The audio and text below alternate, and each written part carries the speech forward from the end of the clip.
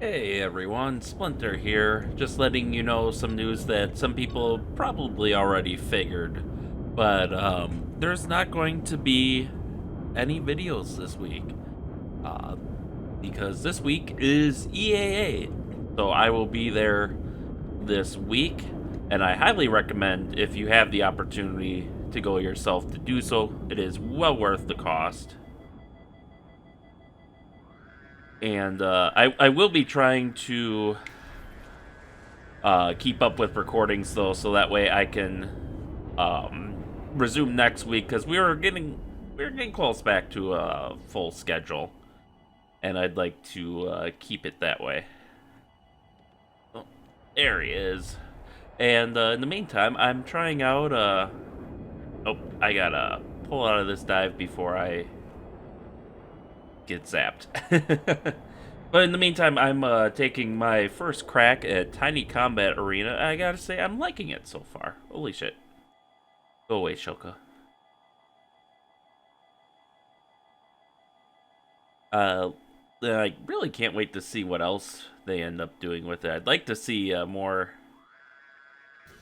aircraft variety, which I'm sure will come eventually.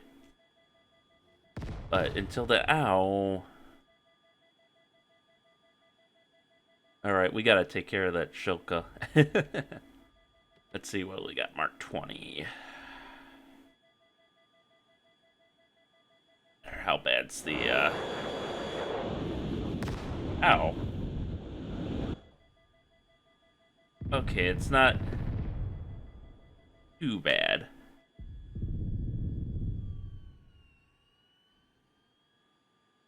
Now I think I'm just gonna try to, knock out that, Shilka there that's giving everyone problems. There you are. Oh, I like the highlighting that shows who's tracking you. That's pretty cool. Alright, let's hit him with a cluster bomb, and hopefully that'll be enough. I want...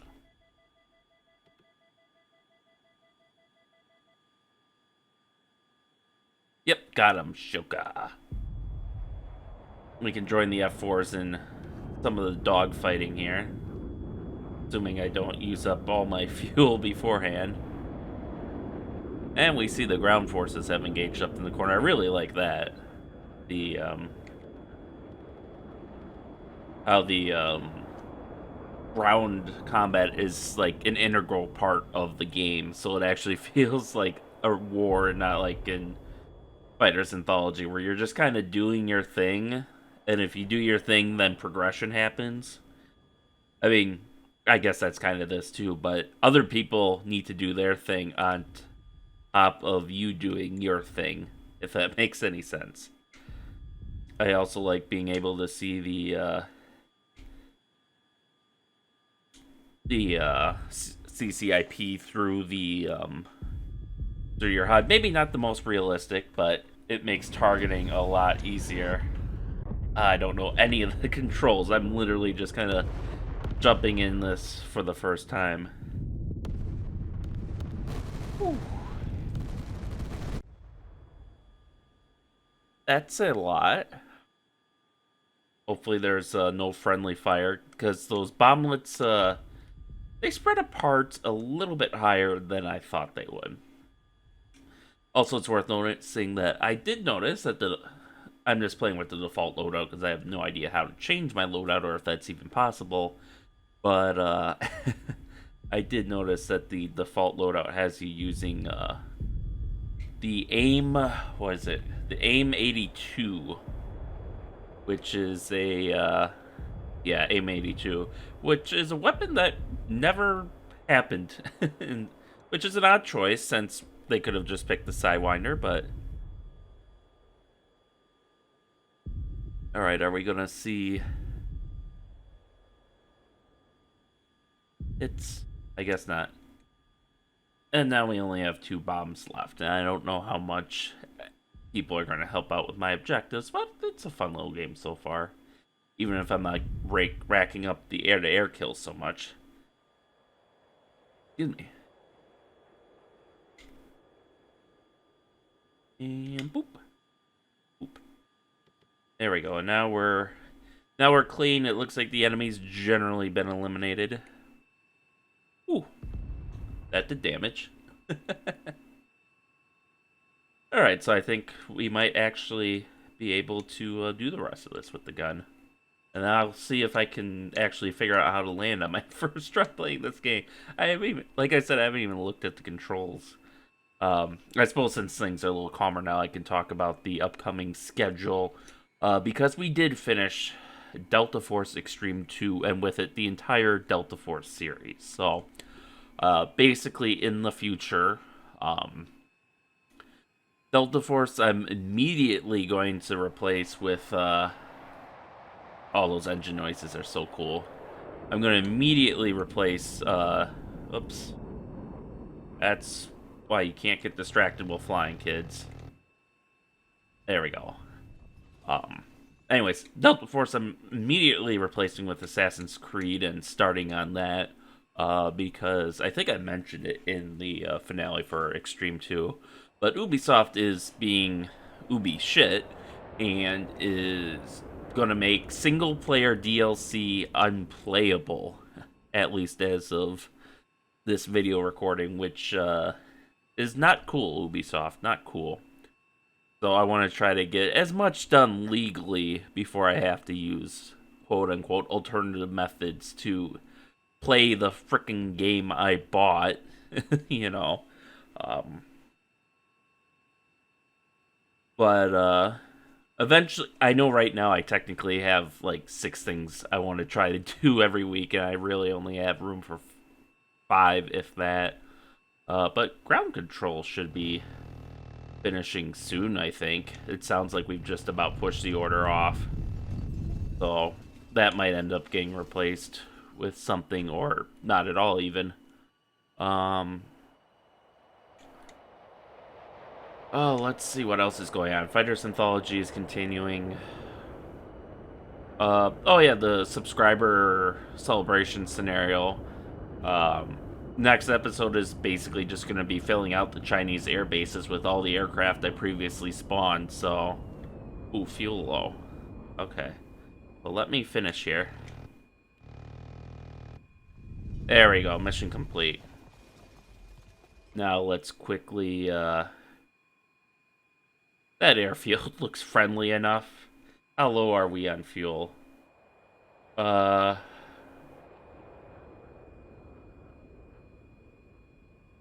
Endurance. Oh, we got enough. I think we got enough. That we can make it to that airfield, which I think is friendly. Yeah, we got like 8 minutes of fuel left, so we'll have to land on our first pass, but what else is new? Yeah, so I obviously still want to finish that up, and I think we're getting close there. Maybe a few more episodes and I can start doing trial runs. Maybe a few more than a few more episodes, because I gotta figure out the whole mission thing for the game, since that's kind of the idea, is to have the 2 sides be autonomous. But let's see. Oh yeah, Perry Roden's continuing. I had a little bit of a scare with the with that crash to desktop, but it turns out just turning on compatibility mode for Vista fixed it, so hooray there.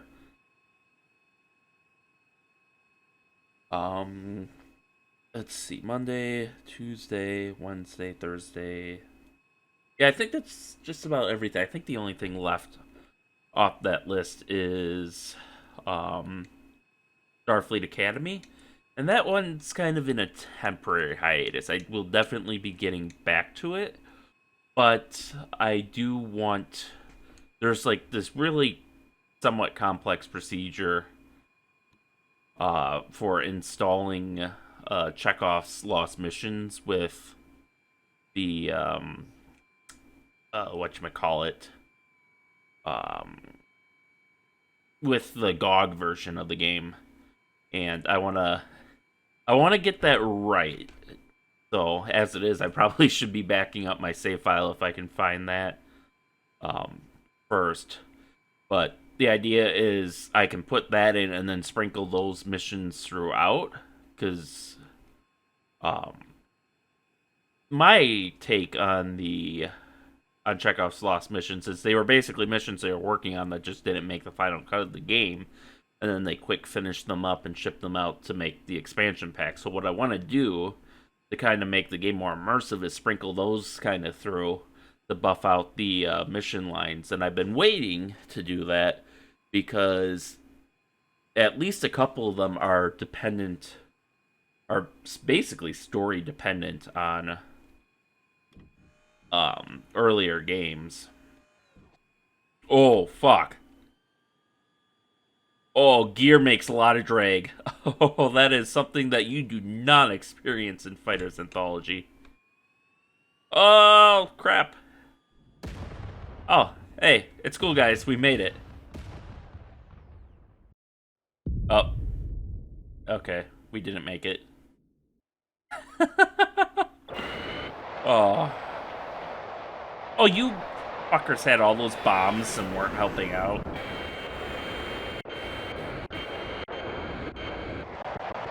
Okay. Is there a ground?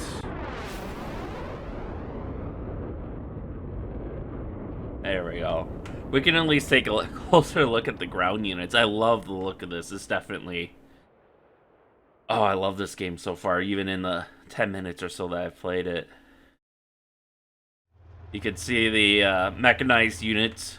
So the setup for this basically is 6 F4s against 6 MiG-23s. And we were supporting an armored push of 1 armored division, 2 mechanized divisions against an opposing force of 1 Soviet armored and 2 mechanized divisions, with the goal to destroy and take this airfield. And we can make up reasons for why we want to destroy the airfield we are planning on immediately capturing, but... oh, there's that fucking Shilka. Oh, where'd he go? Am I in him? Oh, I can't be in him. I don't know where he went. But no, this is pretty cool. Oh, that's interesting. So they have integrated air defense assets. Because you can just put in a division, like an air defense division, but this to me looks like the, was it M163? That was basically a 20mm Vulcan on top, M113, or M61 on an M13.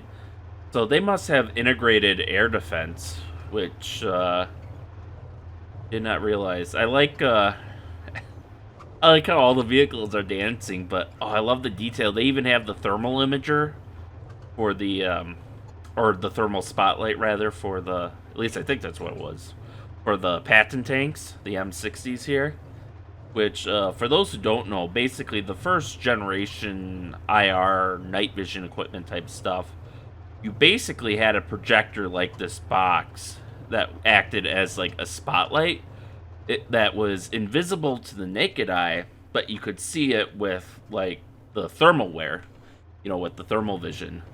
So they would use that to kind of illuminate targets at night, which obviously has disadvantages versus modern night vision goggles, because obviously if an enemy has thermal vision, then they can see your spotlight clear as, you know, a spotlight.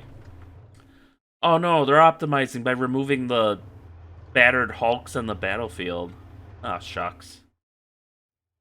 We gotta catch them all. That's probably what happened to the Shilka then. But then here we can see this is T-62, I want to say, is what they have in game for the intermediate Soviet tank. There's not a lot to this game right now if you haven't been following it, which I was aware of it, but didn't really follow it for a while. And like I said, this is kind of my first... Oh, you can even go inside the hangars. That's so cool. In some respect, there's more detail here than in Fighters Anthology. I mean, obviously the textures aren't quite up to snuff, but otherwise, you know, the fact that you have possibly hundreds of 3D models on a map at any given time.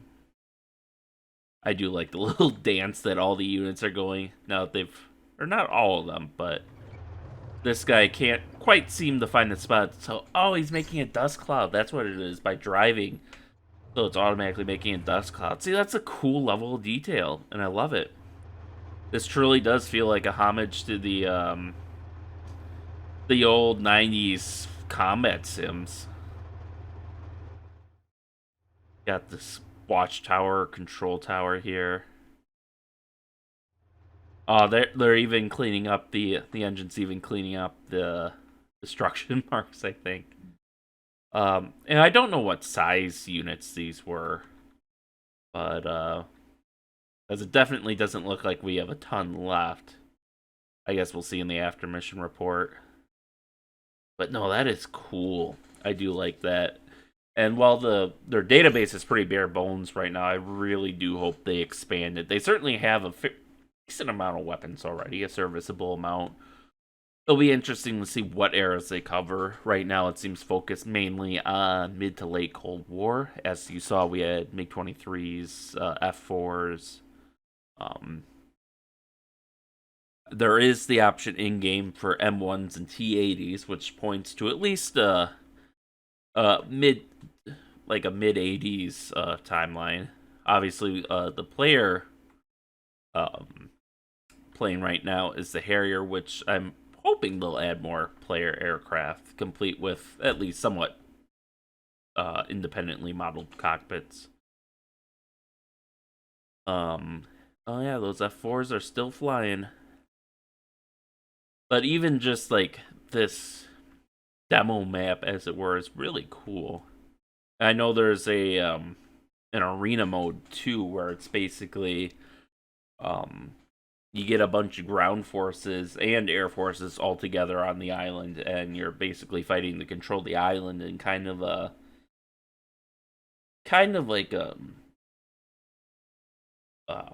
well, like conquest almost in Battlefield, which I think is really cool. I can't wait to try that out.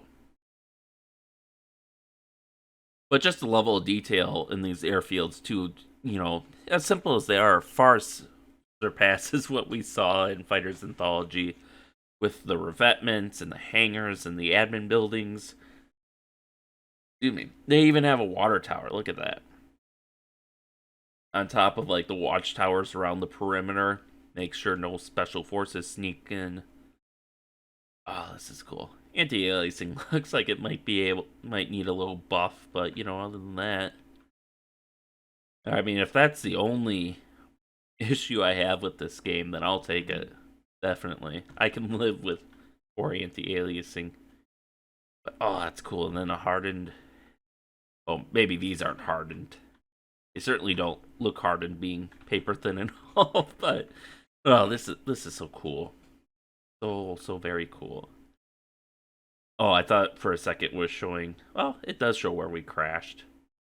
Right, and I like how there's at least some environmental destruction with, like I can tell I crashed here. It's all brown and torn up, even if the models are disappearing. And I do hope that there will be options. Look at this, for all the service vehicles at the airport. You have the housing for the. Oh, this is just so cool. Anyways, before I geek out about this too much, oh, there's a photo mode even. Oh wow. Okay, we'll end the sortie. But yeah, failed, but I destroyed all the targets. Anyway, so that's kind of what's up for next week. Again, if you have the opportunity, I highly recommend that you visit EAA. It is well worth the experience.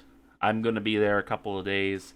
And again, like I said, in the meantime, I'll try to get at least some recording done this week. So that way we can start up with the videos again next week. Pilot status okay. Aircraft status okay. I don't think so. I think that's wrong. In any case, let's see. We have one Shilka, one tank, and 2 BTR-70s to our name, along with 10 structures. Not as much as I hoped for dropping cluster bombs on that front line. So our allies they got all the fighters, which is fine. They had better air-to-air weapons than I did. I just had those two knock-off sidewinders, basically. They have 19 tank kills or 19 T-62 kills and 22 BTR-70 kills. So that actually from this we can see. All right, so each unit is 20. Well, the armor unit is 20 tanks, and we can see 22. And then the mechanized ones are 12 units apiece. So that was probably the right call, going with one armored, two mechanized then. That about pans out. Consequently, we lost 19. Oh, wow. We lost 19 Pattons and 4 M113s. So at least the mechanized infantry fared okay. But that's, God, that implies there was only one Patton left. Wow. So yeah, so that's my little first taste of Tiny Combat Arena. And hopefully once they flesh it out a bit more, there will be more to play with. Because right now it's just that quick battle, which you can set up, strike, free flight, or dogfight. And then the arena demo, which I can load that real quick, which is which is pretty cool. Okay, so this one does let you change your loadout. This is more of a long-term scenario, I think. But, you can see the AI's not waiting. They're sorting. They've got fighters in the air. You've got these two armored companies moving out and a mechanized company moving out there. Likewise, the enemy has, looks like, hostile mechanized and armored companies heading out to meet them. And I'm sure they have aircraft coming in from Stroll Air Base. So I'm really looking forward to this, and and I really hope they expand this too to include so much more, because there is so much potential here. But in any case, that's kind of the plan for this week. So thank you all for watching, and stay tuned for next time, and stay safe out there, and we'll see you then.